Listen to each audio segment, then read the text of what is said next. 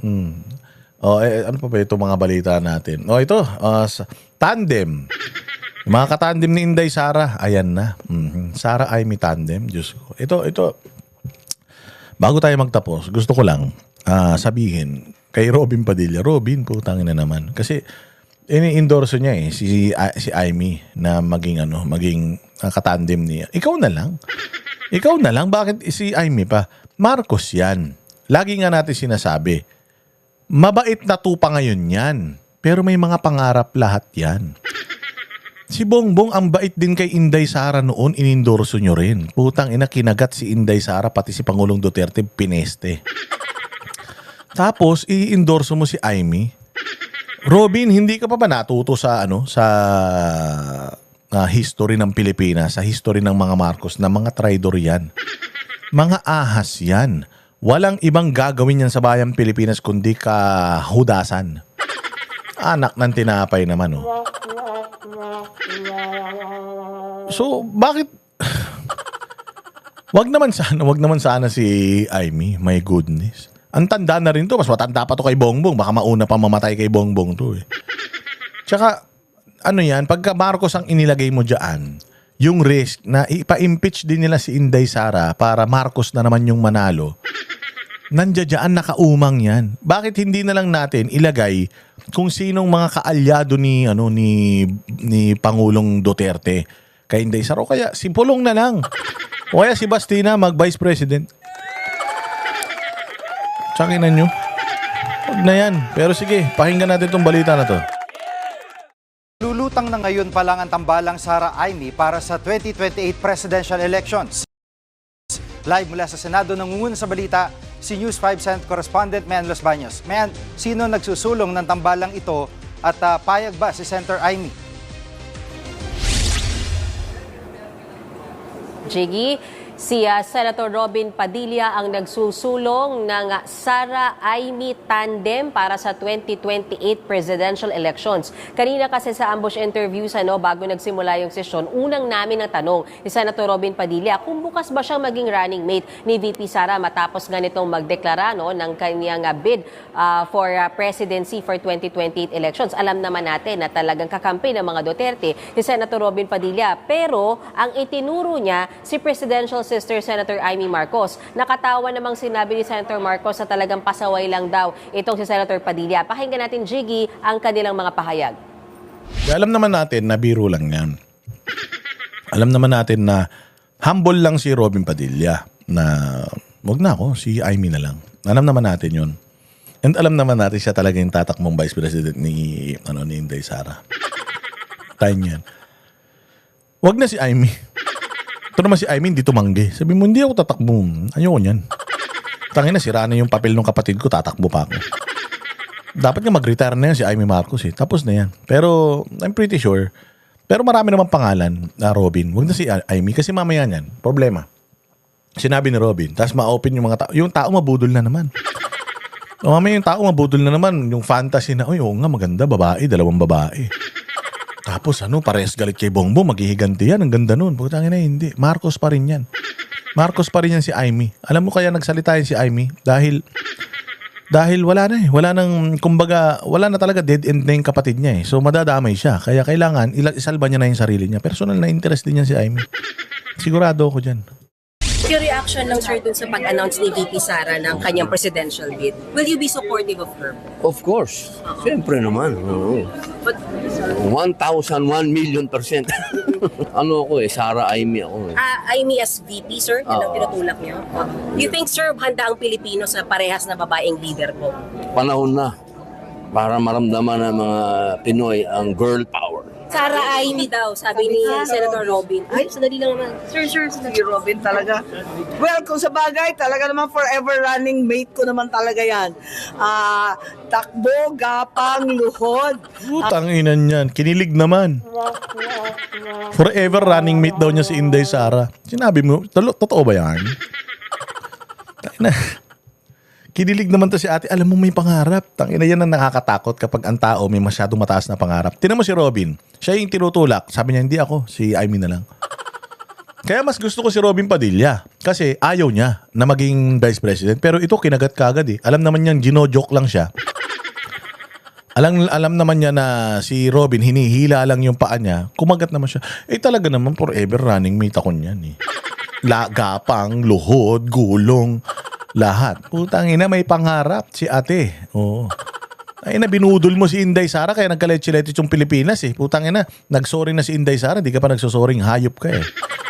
Oh, pero ako, si Robin Padilla ako kay Robin Padilla ako kasi ayaw niya. Yun ang gusto ko, yung ayaw. Yung may mga gusto, may masamang intention yan kaya gusto nila. O, katulad si Inday, ayaw niya, di ba? O, paparin siya, sinabi mo, ayaw, ba't si Inday gusto tumakbo? Tanga. Noong 2022, dapat siya presidente, umayaw nga siya eh. Kaya nga, gusto niya nang tumakbo kasi wala na siyang choice. Kailangan niya nang gawin. O, wala na siyang kawala. Hindi pala walang choice. Wala na siyang kawala. Kailangan niya nang gawin. It's now or never. O, kaya yun. Tapos ito naman kinikilig. Talaga naman eh, kaming running mate. Ulol. Walang may gusto sa'yo. Ay, may putang ina, magnanakaw yung pamilya niyo. Patayo, paupo, hindi ko naman siya kailanman iniwanan.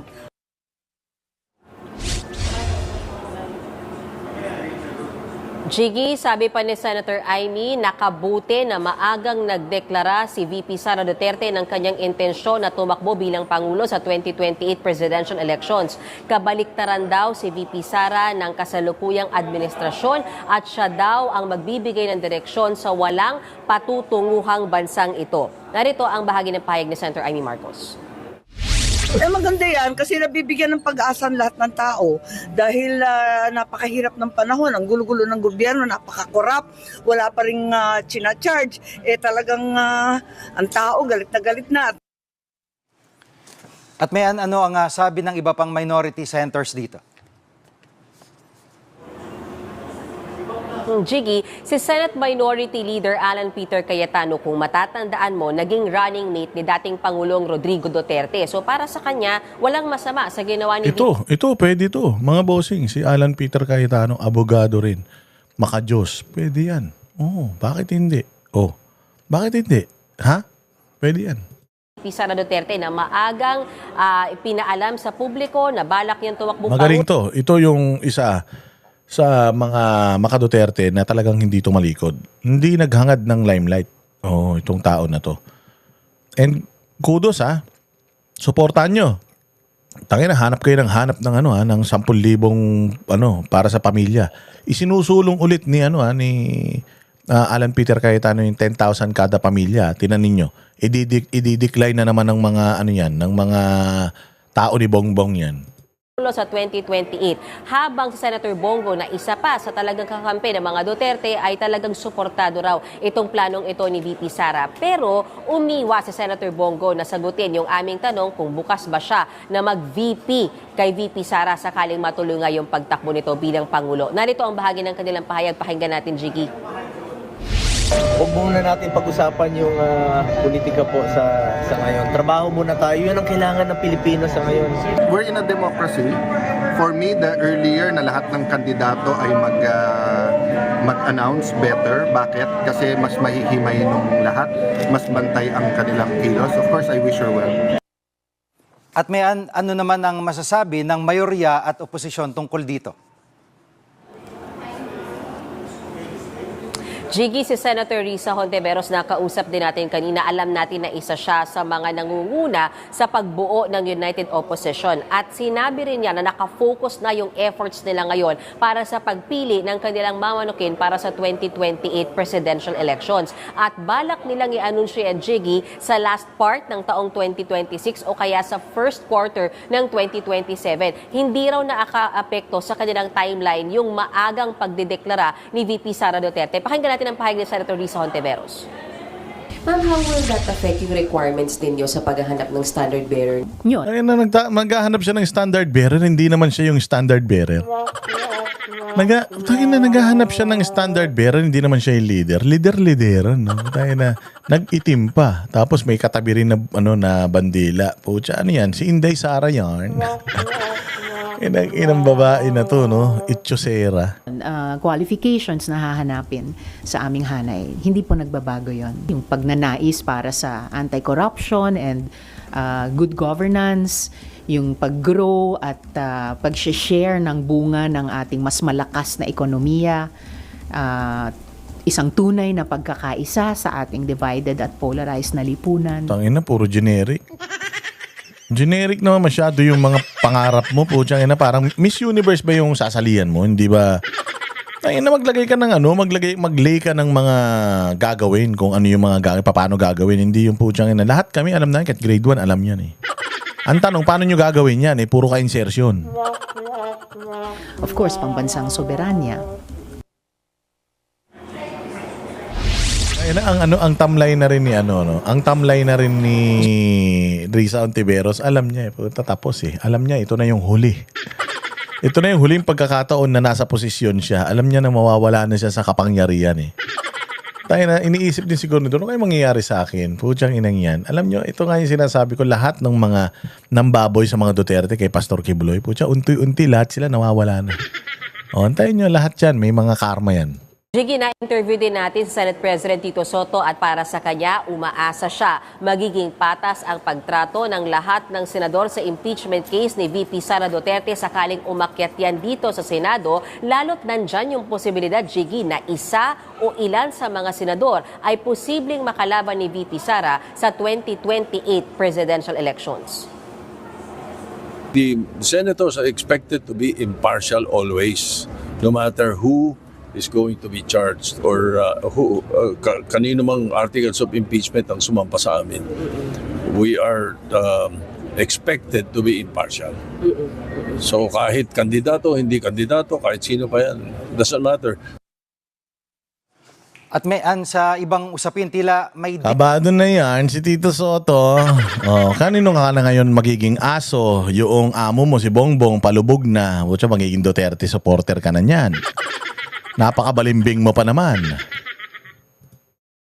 Di pagkakasundo sa pagitan ni Senator Bam Aquino at mga kasama niya sa posisyon. Anong detalye nito?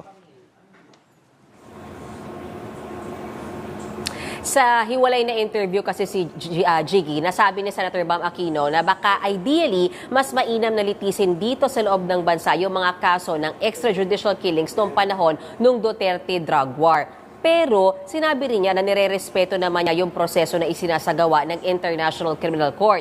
Pero alam mo, Jiggy, tumaas ang kilay dyan dating Senador Antonio Trillanes. Bakit daw ba tila nagbibida-bida ang isang senador ngayon na nawala naman daw ginawa o sinabi noong panahon ng kasagsagan ng EJK under Yan na, kita nyo, nagkakagulo na sila. Kagulo na sila, away-away na sila. Si Risa Ontiveros, naglilider-lidera, nagagalit yung mga nasa ibaba niya, na mga gusto rin maging presidente, tas ito si Trillanes. Inaaway naman si Bam Aquino. Putang ina nyo, sige. Tsaka nasabi ko na sa inyo, self-destruct kayo Yari kayo ngayon dito sa mga nangyayaring na to. Sita mo sila nagkakagatan. Alam mo ganyan, ang asong gutom, putya yan, kakainin nila yung isa't isa. Si Trillanes, gutom din sa kapangyarihan, tapos kabado pa. Mukhang magiging presidente si Inday Sara. Ano mangyayari kay Tililing? Baka ipasok sa mental ni Inday yan. Duterte drug war. Tanong pa ni dating Senador Trillanes, nagpapalakas lang daw ba sa mga Duterte supporters si Senator Bam Aquino? Unfair daw yung ginagawang niya yan at insensitive. Sinubukan ko na hinga ng panig si Senator Bam Aquino kaugnay niyan ilang beses pero hindi talaga siya nagpa-unlock ng interview at wala siyang comment tungkol dyan sa sinabi ni dating Senador. Huwag ka na kasi mag-comment dyan. Putang ina, aso yan Ba't magko-comment ka pa dyan? Putang ina, walang bilang yan. Hindi nga binoto sa Caloocan yan. Ba't mo papansinin yan? Nag-iingay lang yan. Gusto lang ng audience niyan. Gusto niya ng may kaaway kasi he thrives with that. Yun yung niya. Doon niya kinukuha yung kanyang buhay. Walang silbi sa buhay ito kundi makipag-away lang. Pag pinatulan mo yan, mas tanga ka. Kaya tama yan. Huwag mo nang patulan yan, Bam Aquino. Ayan, mga bossing. Maraming salamat sa inyong panonood. Mabuhay ang bayang Pilipinas. Tuloy-tuloy lang tayo. Huwag tayong matatakot. Huwag tayong mapapagod. Konti na lang. Konting tiis na lang. Mahaba man, matatapos din. Mabuhay. See you all again next vlog. Mag-follow, like, subscribe, share. Pag nagustuhan nyo tong vlog na to, mag-super thanks naman kayo. Walang hiya kayo. Ang kukuripot nyo. Maraming salamat po. Good afternoon. Kami ang boses ng masa, hindi natatakot. Katotohanan lang, di kami nalulunod. Walang bahid ng sismis, lahat ay totoo. Kahit sino ka pa, pag mali ka babanatan ka. Walang pinipili kulay, wala kaming kinikilingan. Basta para sa bayan, kami lalaban. Pagdama palakpakan, pag mali banatan. Di matitinag, di matatakot, para sa bayan tuloy ang sigaw. Sa harap ng kamera, walang halong takot. Mga baluktot, lahat kayo'y tutumba. Ang hustisya at totoo, yun lang ang mahalaga. Kahit sinong harang, di kami matitinag. Walang pinipiling kulay, wala kaming kinikilingan. Basta para sa bayan, kami lalaban. Pagtama palakpakan, pag mali banatan. Di matitinag, di matatakot, para sa bayan tuloy ang sigaw. Kung nasa tama ka, ikaw ay aming kasama. Pero pag mali ka, handa ka na bang mabasag? Banateros kami, walang inuunan. Dahil bayan muna, bago ang sarili.